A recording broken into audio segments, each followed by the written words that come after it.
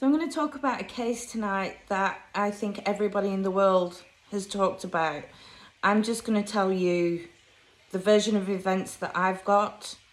There's all sorts of speculation about what happened, but basically we're going to talk about Christopher Lee Watts and the monster that he is. So Christopher Lee Watts, born May 1985, was married to Shannan Rushek, and she was 34 years old. She was 15 weeks pregnant with a little boy that they were going to name Nico. They had two daughters, Bella, who was 5, and Cece, who was 3.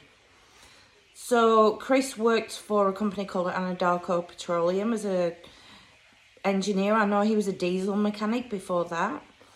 And Shannan worked for a multi-level marketing company that called Thrive, that sold health patches, so vitamin patches and shakes, and it was meant to be a whole lifestyle. And she was doing really well. She got to the point of actually getting a Lexus 4-wheel drive out of this. So she lived her life on Facebook, did Shannan.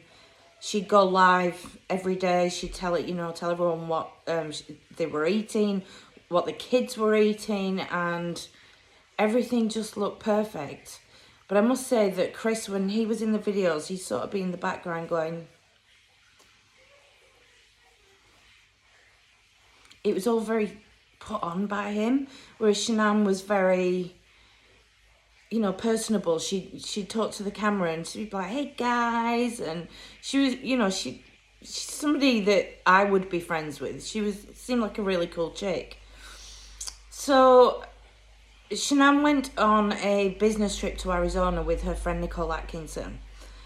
She was dropped back off from this business trip on a Sunday, early hours of Monday morning, around 2 a.m. She was due to go for a pregnancy scan the next day, and her friend Nicole was going to go with her. Now, bear in mind, Shannan lived on her phone, like everything. Apparently, it was glued to her. She never went anywhere without her phone. She was always contacting people, messaging, Facebook, encouraging people on the MLM that were lower than her, guiding through what they needed to do. So it got to around 9 o'clock in the morning. I think Shannan's pregnancy scan was due for 10. And Nicole Atkinson went round to the Watts house and rang the doorbell. There was no answer. And she saw Shannan's shoes by the door. And she looked through the garage door and saw the Lexus was there with the 2 car seats in it.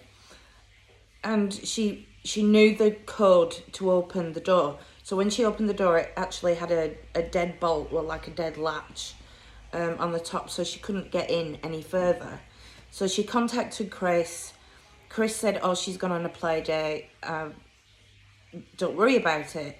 And Nicole said, but she rang the doctor's office and Shannan hadn't turned up for her scan, which was it was just really unusual because she was so looking forward to having this baby. So Nicole called the police and she said, look, I'm worried about my friend. Dropped her off at 2 a.m. Her shoes are by the door. There's nobody answering from the house. I've managed to get the door open that much. She said, Shannan, Bella, Cece, is anybody in? And the car's in the garage. It doesn't make sense. So she was calling Chris, and he was like, yeah, don't worry, I'll be there. 40 minutes later, he turned up. Now, I'll just side note this 40 minutes that it took him to get back, he was actually disposing of their bodies. His 2 little girls and his pregnant wife. That, it's just, where this story's going, so I'm going to tell you that's what he was doing, and that's what took him so long. So he came in, shook the police officer's hand, and said, I'll be right through to let you in the front door. So he opened the garage door with the remote. He went into Shannan's car for something. People have speculated that he went in to get Shannan's phone, but he took his time. They timed him. They said it took about a minute and 30 seconds to go from the garage to open the front door. Now, it wouldn't take somebody a minute and 30 seconds. It would take somebody 30 seconds, if that, to go and open the door. So people and the police were speculating that maybe he was trying to hide evidence or he was stalling for some reason. Nobody really knows, but Chris Watts, he knows. So he lets them in. Nicole's in. This is all on the cameras that the policemen wear, the body cams. So you can watch the whole thing. I'm sure I'm probably preaching to the converted because everybody knows about this case. But because I was obsessed with it for so long, I just wanted to tell you about this case. And if you haven't heard about it, you can find so much on YouTube, on the internet. They've even done, I don't even know if it's been released yet, they've done a Lifetime movie about the case because it literally rocked America. It's just shook everyone up so bad. So where are we up to? So when they went into the house, Shannan's shoes were by the door, her handbag was on the kitchen bench. The children needed medication. Cece had a nut allergy, so she needed to have an EpiPen with her at all times. Shannan for Cece. That was there. Her asthma medication for Bella and Celeste was there. Their antihistamines. So the police, and this is all on body cam, the police are wandering around the house and one of the detectives comes over. Detective Baumhofer, his name is. And you can just see from the body cam footage that he knows he's onto something. There's something just not right here. So anyway, the police and Chris, followed by Nicole, her daughter, her little toddler daughter, and her son, go upstairs and they're all shouting, Shannan, Shannan, are you there? And then all of a sudden, Chris produces out of thin air Shannan's phone and says, I've just found a phone. So Nicole's looking through it. She said, you know, she was ringing Shannan's mum, Sandy, saying, you know, has Shannan been in touch? I've got her phone here. I'm in the house. She's not here. Car's in the garage. Shoes are by the door. Her purse is in the kitchen. And her mum was just going absolutely spare, saying, you know, I haven't heard from her. I don't know what's happened. And everyone turned to Chris and said, where is she? And he said, oh, she's gone on a play date. And they said, well, who with? Just a friend. Well, how come her car's in the garage with the girl's car seats in it? Her shoes are by the door. She hasn't taken her purse. She hasn't taken her phone that she lives for. And she also hasn't taken the kid's medication. Like, none of this makes sense. His body language and his demeanour is just, oh yeah, she's on a play date. You know, there's no eye contact. He's just so shifty, this guy.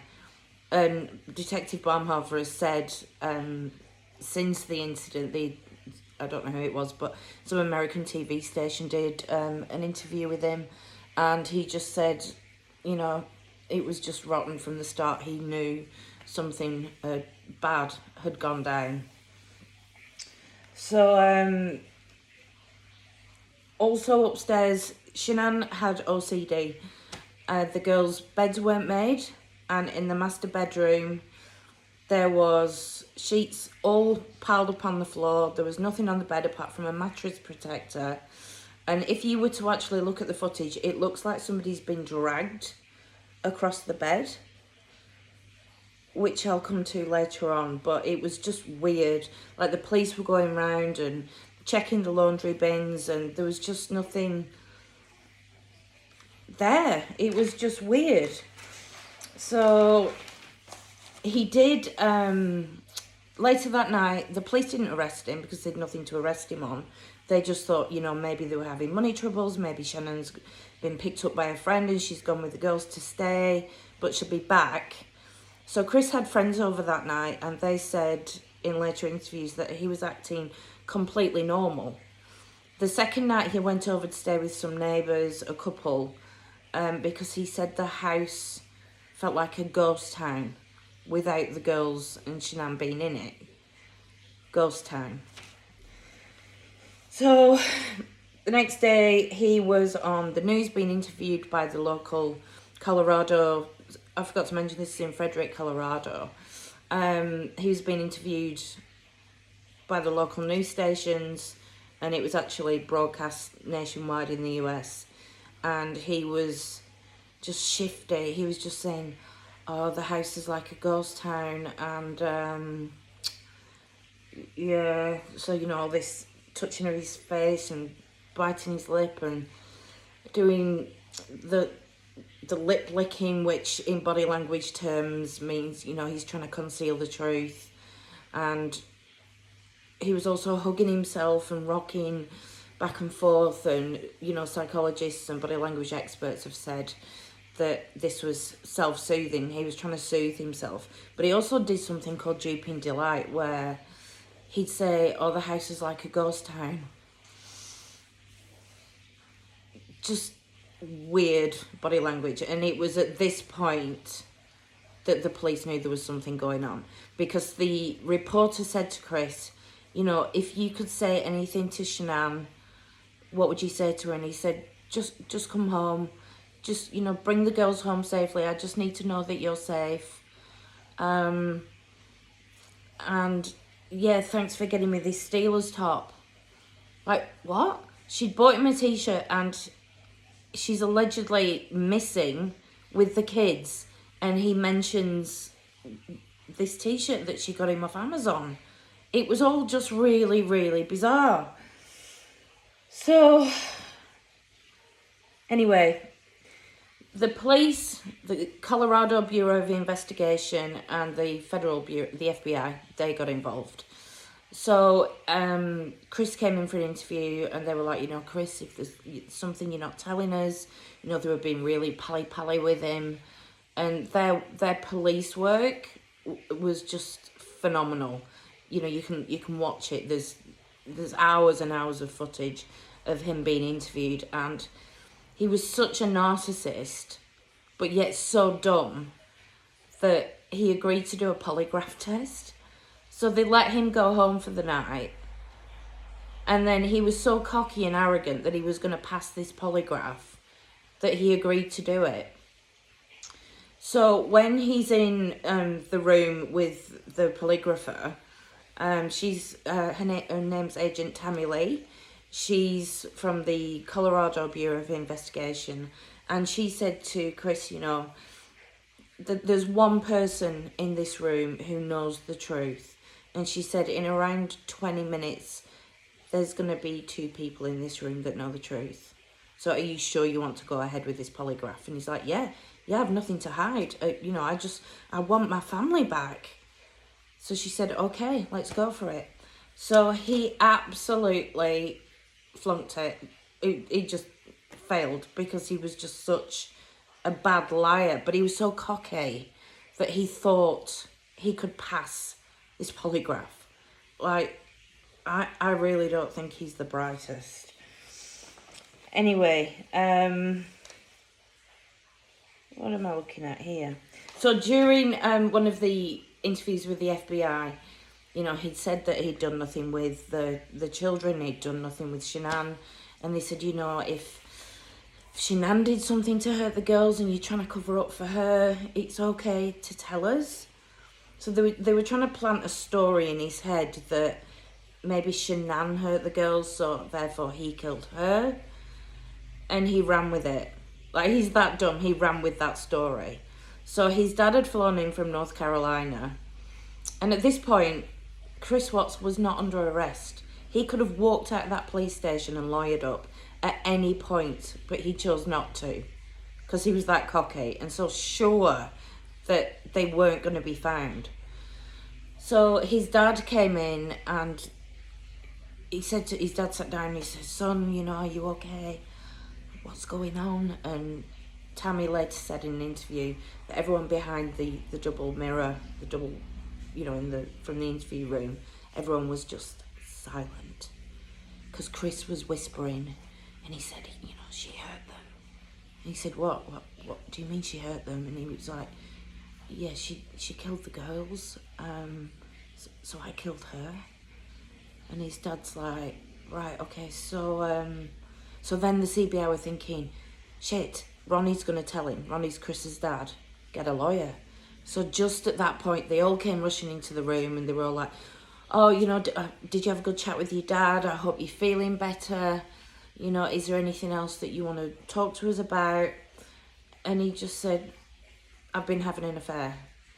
And they said, that's all you want to talk to us about? And he said, yeah, I've been having an affair with another Anadarko Petroleum colleague. She works in the office. She's a geologist. Her name's Nicole Kessinger. And at this point, the police had already gone through Chris's phone. He dumbly just went, there's my phone. And they'd seen the text messages, they'd seen the phone calls, they'd seen his Google searches. Like, they knew. And they were saying to him, is there anything else you want to tell us? And he said, yeah, I've been having an affair. He certainly was having an affair. Anyway, Nicole Kessinger, the mistress, she to this day has not been convicted or in any way been found guilty to perverting the course of justice or anything like that. This is my opinion. This is not fact. I personally think she had something to do with the girl's disappearance. I'm not saying she was an accessory to murder, but I just feel that she either knew about it or she encouraged him to do it. Please don't sue me. It's an opinion. That's just my thoughts. She had been stalking Shannan on Facebook for, I think it was about 8 months, because the police went through her computers as well. They also found on her Google search how to delete text messages, how to delete phone calls so the police can't track them. If you've nothing to hide, why do that? Anyway, I'm not going to talk too much about Nicole Kessinger, but they did, they suspected her. She was interviewed for quite some time. Anyway, to cut a long story short, I'll go into hows and whys in a minute. Chris pleaded guilty to all 4 murders. So just because he wouldn't receive the death penalty, because the death penalty is alive and well in Colorado. What he admitted was he's just absolutely awful. He said, but because he's such a liar, he's a pathological liar. It just rolls off it, his tongue without him even thinking. He said that he had had an argument with Shannan. She'd come home 2 o'clock in the morning. He'd got up for work at 5. Bear in mind, she'd just got home at 2 a.m, had 3 hours sleep, and she was 15 weeks pregnant, and she'd get up with the 2 little girls in the morning. So he said, this is in his confession, it's also in his confession or the tapes when the CBI, FBI and Detective Baumhover went to see him in Dodge Correctional Facility. He said that Shannan knew he was having an affair. They started a big fight. She said to him, you'll never see the kids again. He became enraged, jumped on top of her. She was screaming, don't, you're hurting the baby, get off me, get off me. He then said he strangled her until her eyes filled with blood, and then he knew she was dead. He said then he looked over and he saw Bella, the 5-year-old, stood there with her teddy bear saying, what's wrong with Mummy? And he said, nothing, no, Mummy's just sleeping, she'll be fine. Go back to bed, sweetie. This is what Chris said.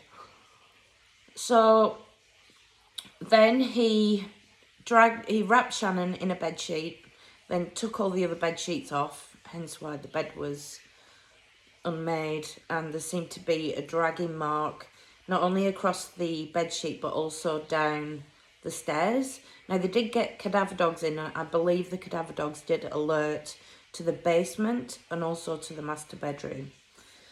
But they also alerted to Bella's room, which nobody will ever know the truth about what happened. We can only go off what this demon has told us. So he said he wrapped Shannan in a sheet. He put her in the back of the truck, and his work truck, but sort of on the floor. So you've got your seats and then there's the floor. And he said he didn't want the girls to see their mum. So he put a bin bag over her head and a bin bag over her feet.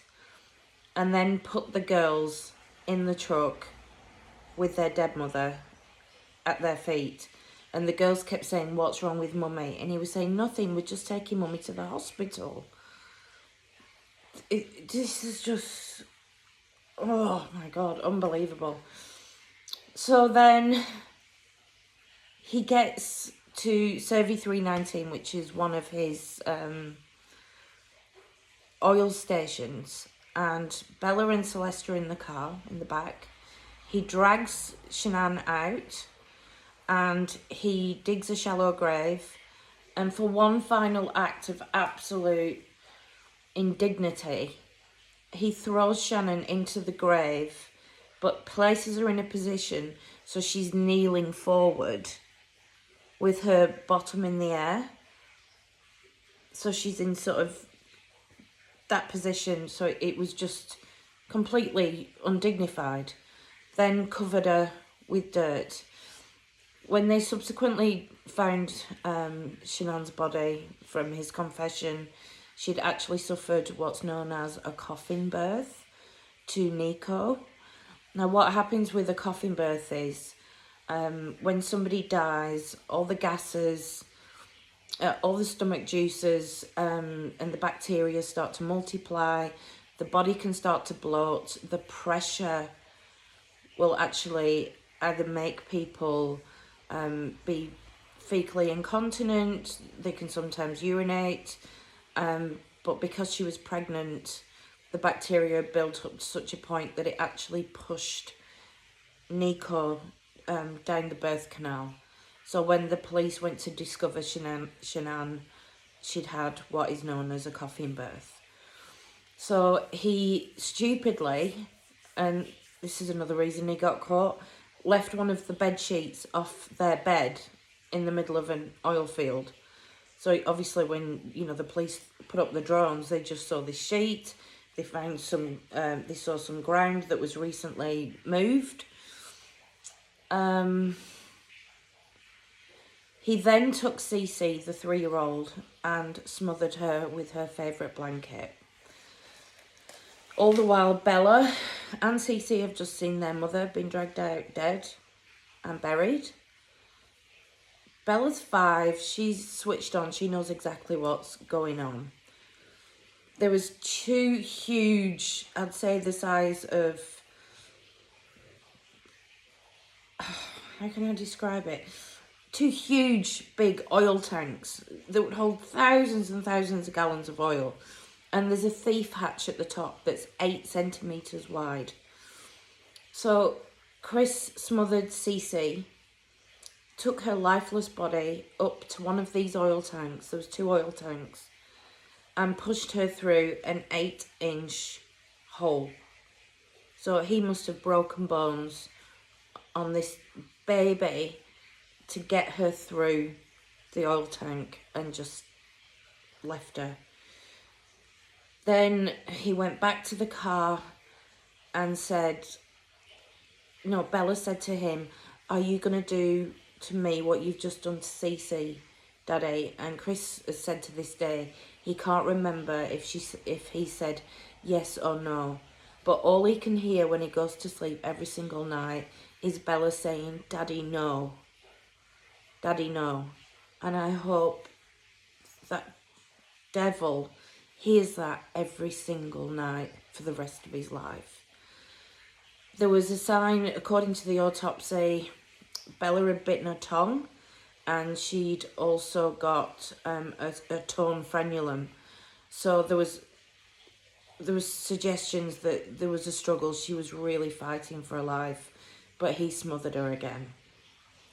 He then carried her lifeless body up, put her in the second tank. Now, Bella was a little bit bigger than Cece, but she was very slight, and he said that he had to crush her shoulders to actually get her through this 8-inch hole to put her in an oil tank. Now, you know, he made sure that they weren't together even in death. And he said he wasn't even sure if they were dead, but if they weren't, they would be very, very soon. Just all because he was having an affair. There's so much more to this story, but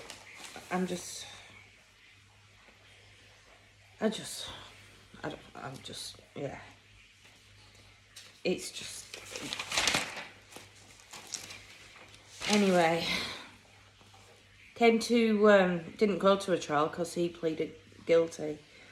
He was charged with 5 counts of first-degree murder, unlawful termination of a pregnancy, and 3 counts of tampering with a deceased body. He received 5 life sentences without the possibility of parole to be served concurrently, plus 84 years. He is never getting out of jail.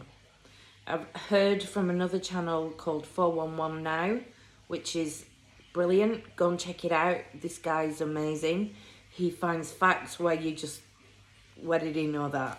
But he said I follow him on YouTube, and he said at the moment Chris Watts has a job in the Dodge Correctional Facility where he's been housed, and he mops floors for 39 cents an hour.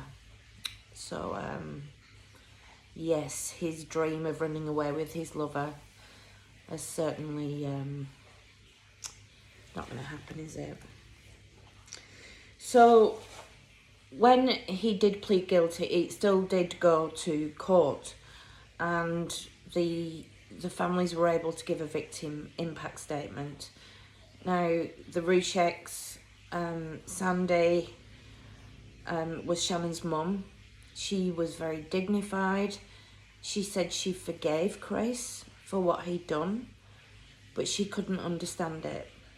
And she said she asked the district attorney not to give him the death penalty because she didn't feel it was her right to take away his life. What a woman. This Shannan's mum, she's just, oh, my heart goes out for her. There's Frank, her dad. He gave a victim impact statement that he was just devastated. He couldn't understand it. And Frankie Jr. also did. Now, this is where it gets to really grinding my gears. Cindy Watts, Chris Watts' mother, to this day still thinks maybe Shannan had something to do with it.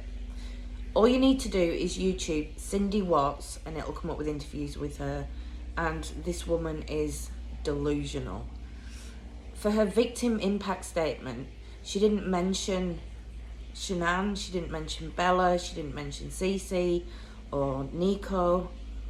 She just talked about what a good son Chris had been, and no matter what you've done, I'll always forgive you, I will always love you. Not a word about, you know, my grandchildren have been taken away from me. Just the complete opposite of what the Rucheks did. Like, this woman is just... If I saw her in the street, I'd probably punch her in the face. She actually makes me sick. Just, it's a victim impact statement, and not once did she mention the victims. I can't believe it.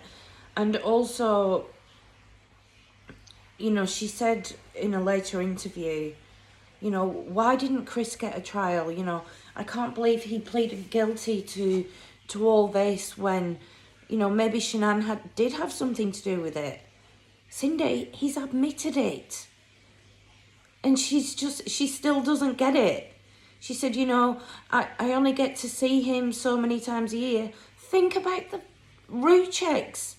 They're never going to see Shannan again. They're never going to see Bella. They're never going to see Cece. They're never going to meet their grandson.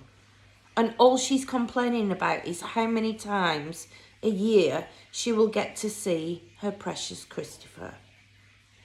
This woman is... the apple doesn't fall far from the tree, does it?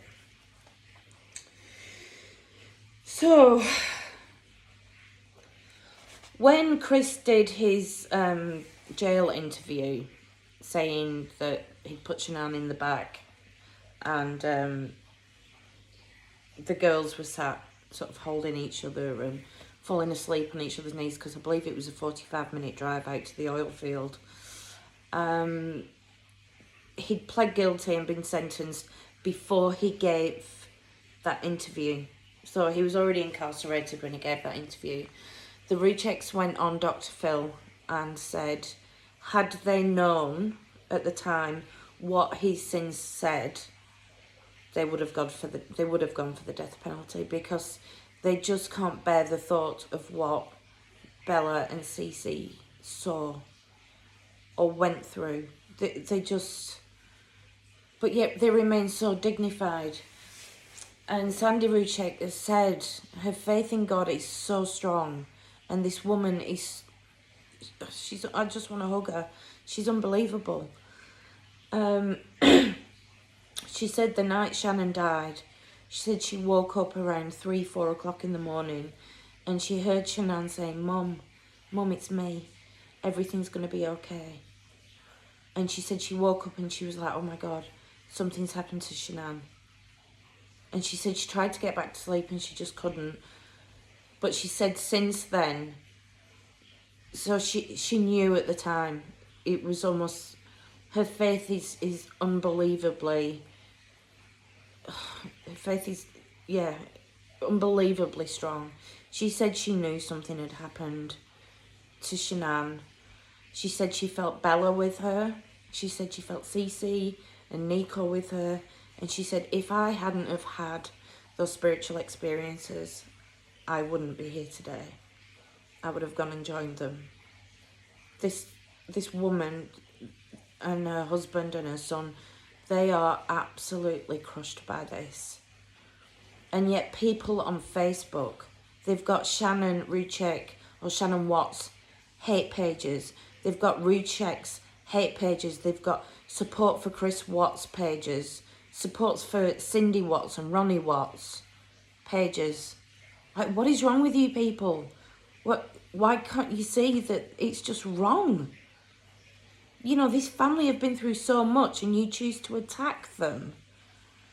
You know, it wasn't, I think maybe it was 4 months ago, Frank was on national television saying, please, this, you know, you online, you keyboard warriors, you trolls, this has to stop. And it does, it has to stop. I can't comprehend any person who would attack a family that's been through so much and yet support a family that, you know, Cindy has made it very clear she did not like Shannan. She's made it so clear. She's not once mentioned losing her grandchildren. All she's talked about is losing her precious Christopher. It really gets to me. This is really sad. When they got the girls out of the oil drums, they had to drain the oil and then get them out. The girls had to be buried because they were so covered in oil that they would blow up the crematorium. And that also broke Sandy's heart, and Frank's, and Frankie Jr.'s. Cindy Watts was invited to the funeral of Shannan, the girls, and Nico. She didn't even attend. Ronnie Watts didn't attend. I'm just lost for words. Shannan was buried with baby Nico, Celeste and Bella on either side of her. They're buried in North Carolina up near Shannan's parents. But the fact that they had to be buried and not cremated because of what that bastard did, it just makes me so sad. It's just so sad. So Chris Watts, rot in hell. Cindy Watts. My mind is boggled by your behaviour. And to the Rucheks, if you see this video, I am sending so much love.